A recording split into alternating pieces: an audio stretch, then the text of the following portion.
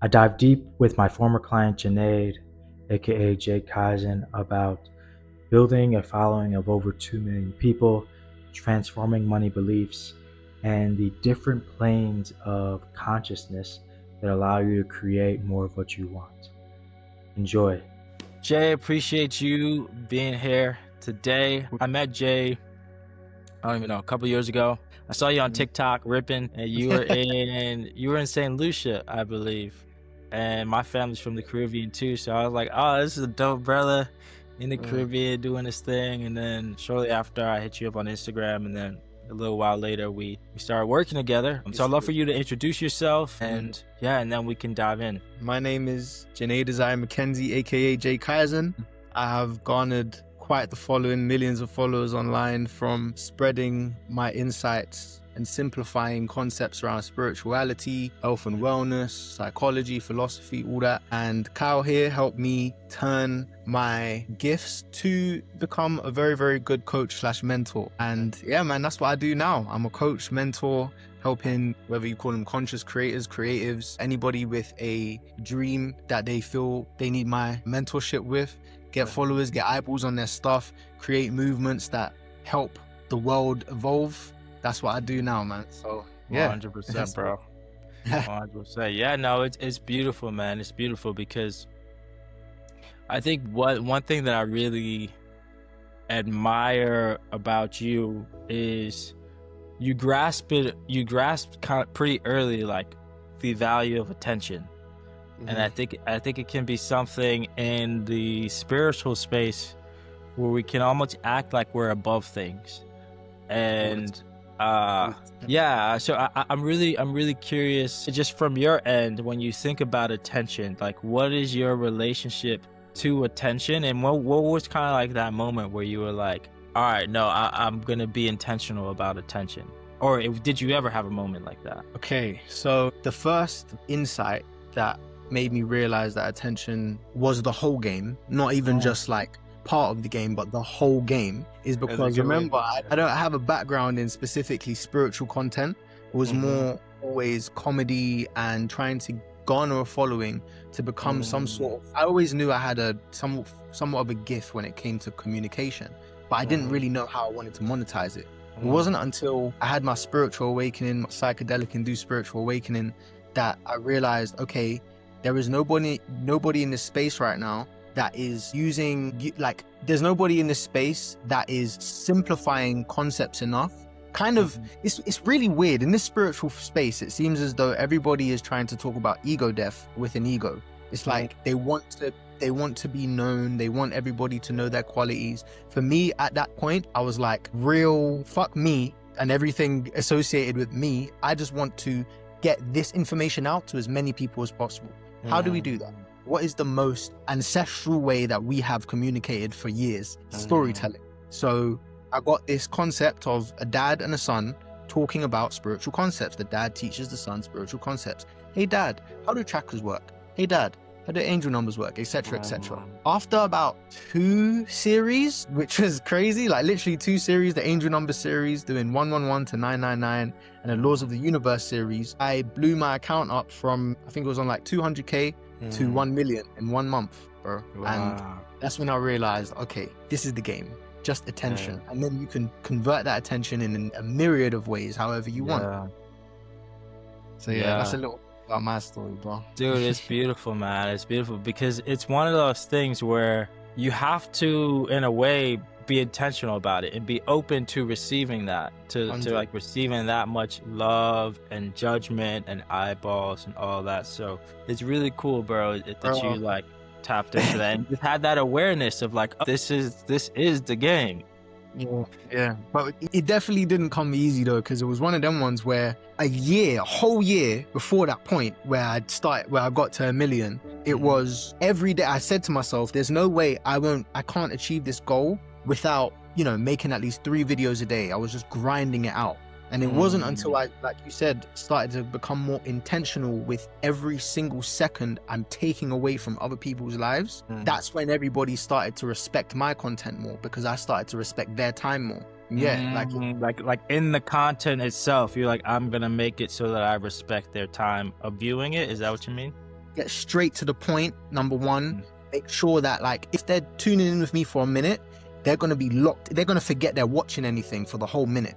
You know what I'm saying? That kind of energy towards it, instead of, you know, when we're first starting out with content, I think sometimes we think too much about ourselves and how we're being portrayed. And the moment we completely forget about ourselves, and it's like, how can I serve this particular person, past Junayde, Kyle, as much as possible? Bro, you got to unlock from there. Yeah. That's a beautiful perspective, like a beautiful way to approach it. So I know that when we first started working together, you had the attention piece, but the big thing for you was you were mostly monetizing through like partnerships with different brands, and you wanted to be able to share your own information, your own education, you know, grow like your own community, have one-on-one clients, things like that. So I'm curious, when you think about from when we first started working together to now, like what do you see are like the big transformations that you had to make, and what are kind of some of the things that surprised you about yourself in that process? Everything about my life changed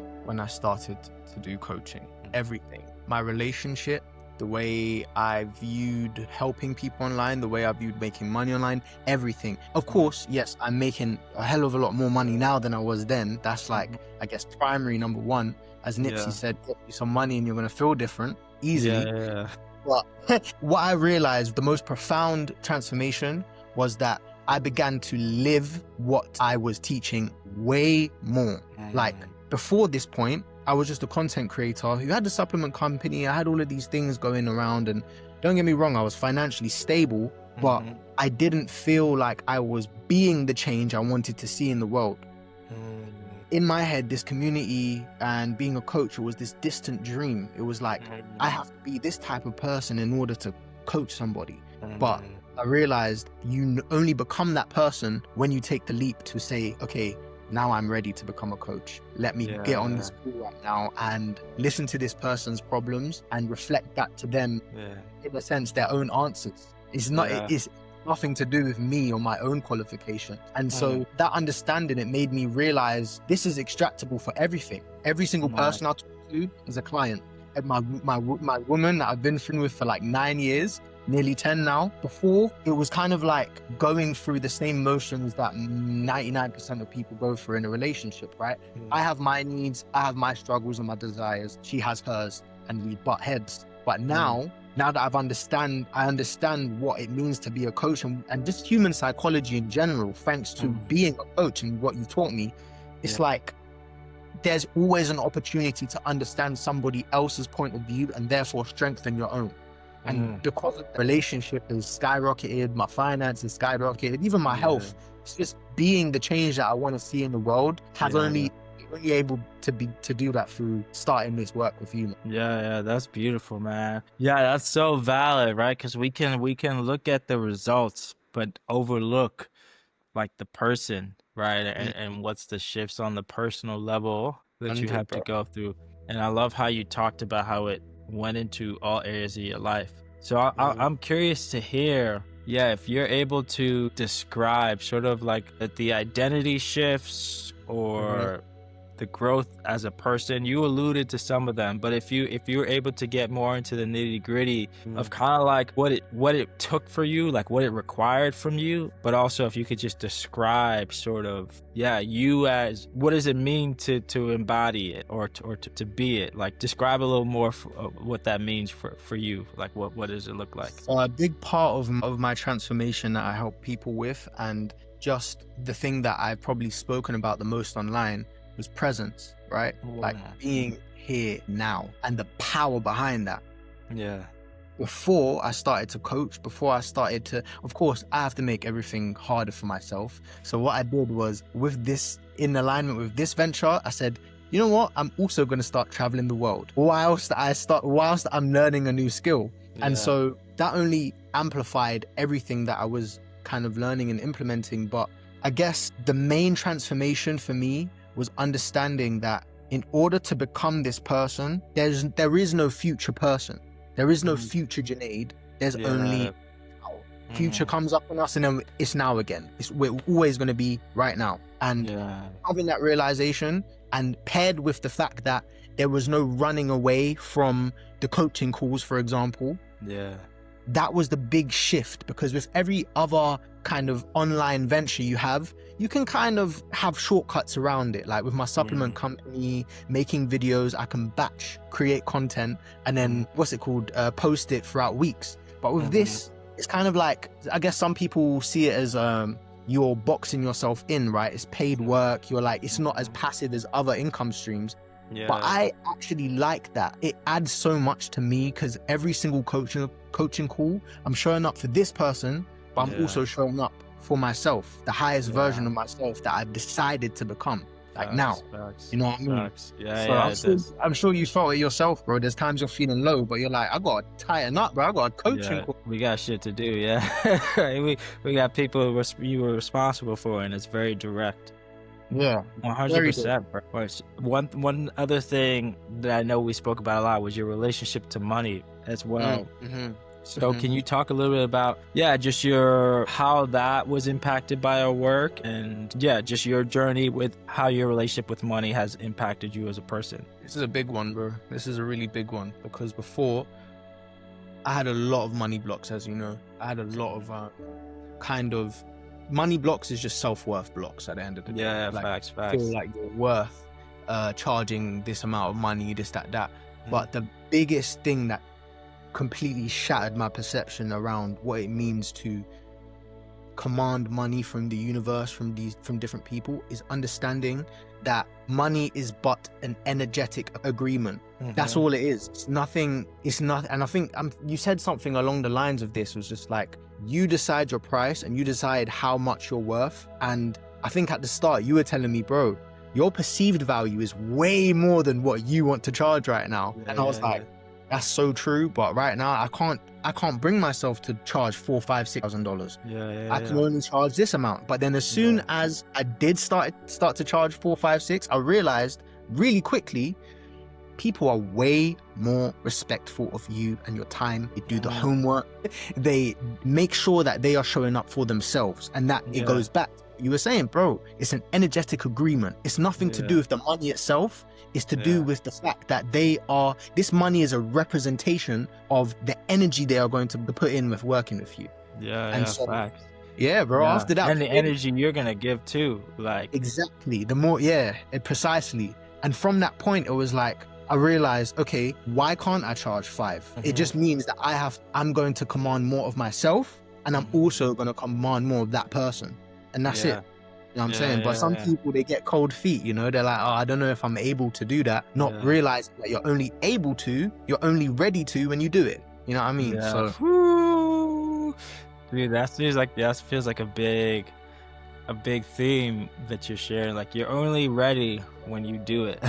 That's like a really beautiful way to put it. I would love to hear, what are some maybe like unexpected things, right? Just like in the last year, like what are some things where you're like, whoa, I didn't know this is how it worked, or I was capable of this, or whatever? Like, are there any unexpected things that came up during our time working together? I didn't think I would be able to manifest $12,000 in like 2 weeks. You know what I mean? Like, those mind-boggling amounts of money, even though it wasn't like straight in my bank account, I commanded that amount of money from the universe. And even up to now, it's supporting me and my woman live this beautiful life together. And I didn't actually feel like that was possible. I came into this really with just the intention to help people. I didn't know how crazy it could get when it came to the financial side, and when it came to just living this life in such beautiful alignment with the work that I'm doing, bro. Like the amount that you're able to, I guess, I'm trying to think of like the craziest thing. I mean, that's valid. But if anything else comes through. I think, bro, I can't lie, that was the biggest thing for me, because before that point, I think that's the largest amount that I've been able to, materialize in such a short amount of time. And it was in direct alignment with everything that I was teaching, which is you have to, and even in this interview, which is you have to become it before it ever like materializes into physical something. I love that. So I know another thing that we we spoke a lot about was like feeling the need to overgive or feeling the need to be perfect or making things harder. So I'm curious, like, how you feel like you've grown in relation to that. What's that? I just remembered something, bro. I just remembered, like, at the start, when I had my first clients, I was charging like 1.5 for 12 sessions with me. And in each session, I would like make notes, like handwritten notes for each client that I can send to them, like on Google Notes, every single session. And I was really getting I was overworking myself. I was really burning out. And I got on a call with you and you were like, bro, you don't have to do that. If they really want to, they can take notes themselves. Why are you? I was like, yeah, but it just feels as though like I need to give them their money's worth. And we just broke it down in a way of like, you are only worth, your time is worth so much more than what you are actually charging. Like you feel like you're this kind of like lowly servant to them and their dreams, when in reality, they're looking at you like the North Star. So be the guide that you are and just, you know what I'm saying? Just be. And I was like, for some reason, it never clicked why, sometimes these guys would show up late. They'd come on the calls with the same problems and not implement anything. And I realized really quickly, I was like, yeah, Kyle's right, bro. I'm giving too much and therefore they aren't coming at this process with the right mentality of it's all on them still. And so now I have this clear line with my clients that I'm just like, I don't work with anybody who I believe isn't going to get where they're going by themselves. I'm just here to make that happen faster. That's it. You know what I'm saying? Yeah. I call those people winners. It's like, you have to be a winner, right? It's not our job to save anyone. I love that, bro. I love that. So I got a couple more questions and then we can wrap. One is just when you think about your current movement, the current ways you want to impact the world, what comes to mind for you? Activate 1,000 people, activate 1,000 God modes in mere humans. That's what I see it. It's like I feel like we right now are going through a creative awakening, the spirit revolution since 2020, Age of Aquarius, whatever you want to call it. There is a clear shattering of old systems and a clear build of a new earth, a new world, right? And I feel like the center of this new world is the realization that you are God experiencing itself through a human nervous system. You are the all. You are the superconscious mind, the subconscious mind, and the conscious mind all in one being. And the way that we express that is through self-expression, content creation. And I feel like now, this is going to be quite profound. I don't know if you peeped it, bro, but the middle class is dead. It's dying. The middle man is dead. It's dying. And now there's only going to be two, I guess, classes. It's going to be the lower class or the working class and the upper class or the rich. And those rich people are going to be the creators, are going to be the people who are beacons of light for everybody. They contextualize the human experience. And I'm just here to shine my light and show other people how I was able to, in a sense, gain this life without having to do anything crazy, bro. I just help people gain followings online, and yet I'm here living this beautiful life. I'm not working no 40-hour weeks in Sainsbury's like I used to. And this life, it seems very like what's the word, too good to be true for many people, but I truly believe like nowadays we don't need to do that. That's a choice. Like you're choosing to work that job and value yourself that low, and you're the one that taught me. That's love, bro. That's love. Yo, it's really interesting too, because when you talk about these different classes, I see how this content creation stuff, right? There's still ways where, like, if you're a young person starting, your friends might make fun of you or might call you cringe or blah blah. Of course, until you it's popping. But there is a really stark thing where it's like, if you are creating your dreams, right? There's this very clear, like, sort of like difference or disconnects between the way a lot of other people are living, you know what I mean? And it's really interesting to just observe from like a sociological perspective, because people will be like, fuck college, or like, I'm not doing this 9 to 5, and it's like, damn, like I got no issue with 9 to 5s or anything like that, but it's just clearly like these two classes being created. It's really interesting to observe. And it's this obviously I ain't against no 9 to 5s, but more time I'm not speaking to the people who want to work a 9 to 5. That is the path most traveled, so you have a lot of people to speak to in a sense. What I've realized is people who want to work the 9 to 5, their boundaries, they need lines made for them for life, right? They would rather it like that. And unfortunately, the way the world is going with AI and shit, like the people that used to make fun of me for making content, you know, they are training to be doctors, they're auditors, they're financiers. Where do you think that job market is going? It's to AI. AI is coming for all of you, and you don't have the skills to do anything about it. So unfortunately, I feel like those people, they're going to have this rude awakening as a result of not being spiritually sovereign and not pushing your bounds in a sense. Yeah. Because I think sorry, say that? No, I just said it's part of the human evolution, I feel like. Yeah. Because I think a disconnect that I always saw is like a lot of people would dislike what they were doing. Like they would be like, I don't want to go to law school, or I don't want to do this thing, or I don't want to do this thing. And I think earlier on it was like, okay, I don't have as much of a choice. But now it's kind of a thing where it's like you have so many examples. And so like if you're choosing to say, I really dislike this thing I'm doing, but this is what I'm going to do. Yeah, it's really interesting, not even from a monetary perspective, because you can still make money doing a lot of this stuff. And regardless of what AI is doing, right? Not even from a monetary perspective, I'm thinking more from like a soul level perspective. It's like, I hate this shit, but I'm going to do it every day. It's like, whoa. Yeah. Like, what does that do? It's not. But for them, it feels like they have no other choice. Yeah, for them, I get it. It's like, I get it. Bro, I heard the craziest Naval Ravikant quote the other day. It was like, the ancient problem was scarcity. The modern problem is abundance. And I truly believe that most of the people that are working these jobs that they don't really want to work, they know that they are in abundance, but that freedom is his own prison. And they're like, I would rather just do this one thing than explore the infinite amount of possibilities that's out there for me. Yeah. Wow. Yeah. Navavi's spitting. You know what I mean?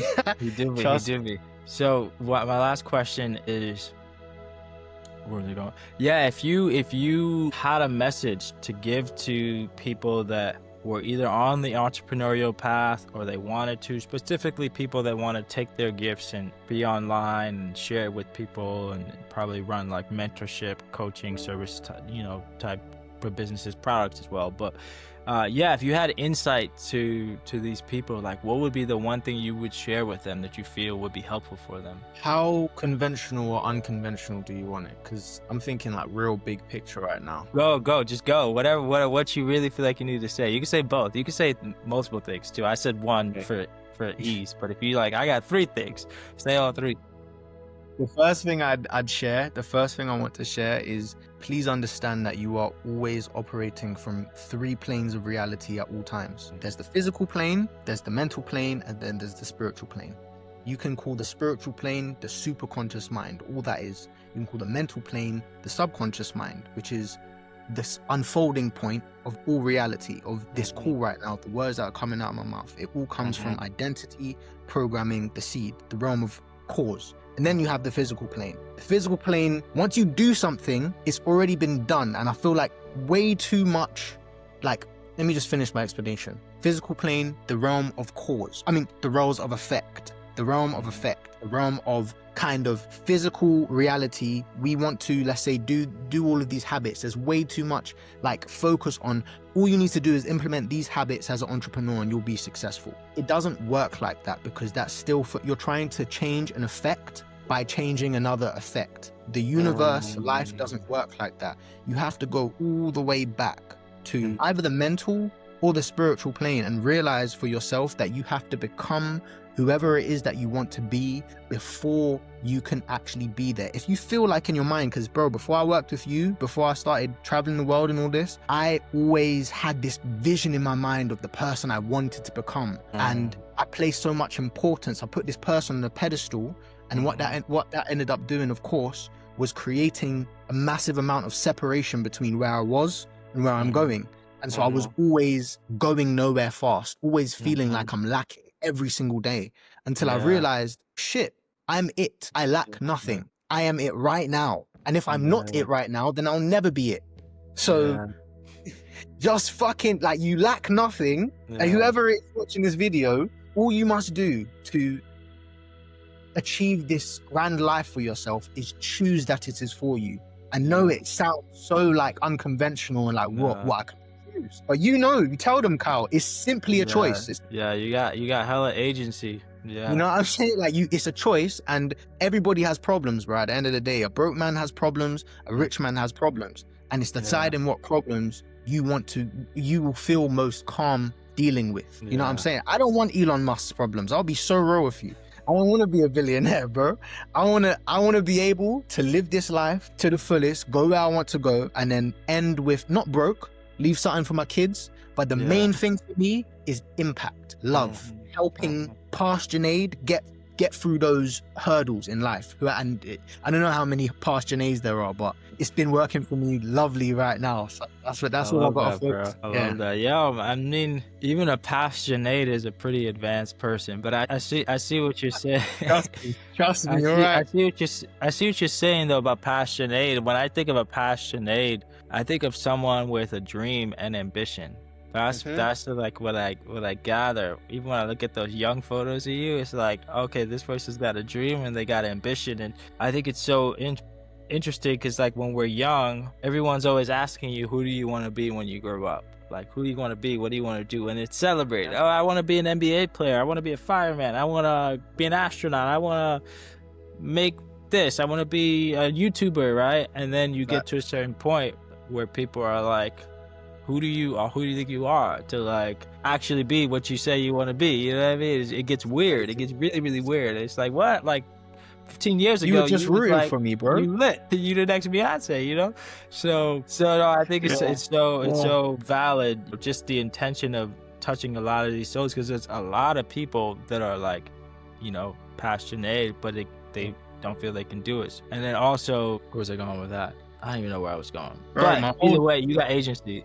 My whole life, that has been the case. I have been coaching creatives who feel like they lack. My mum, number one. She was an actress. She still is an actress who felt as though she was always failing because she never got the jobs, right? But I was trying to explain to her, Mum, how can you get the jobs when you're not believing in yourself? You always say this to me. But then, of course, life gets in the way. She's like, she has a kid, she has a job, blah, blah, blah. And so now my whole purpose on this earth is to help not only just my mum, but all the creatives with the gifts, with what like I call soul level medicine. Help them get to the world, bro. Like, there's just too many of us. You know what I mean? That's facts.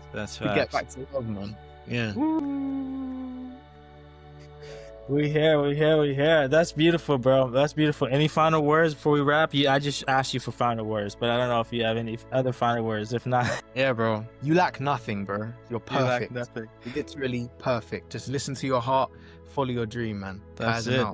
That's it. Kaizen out. Bless.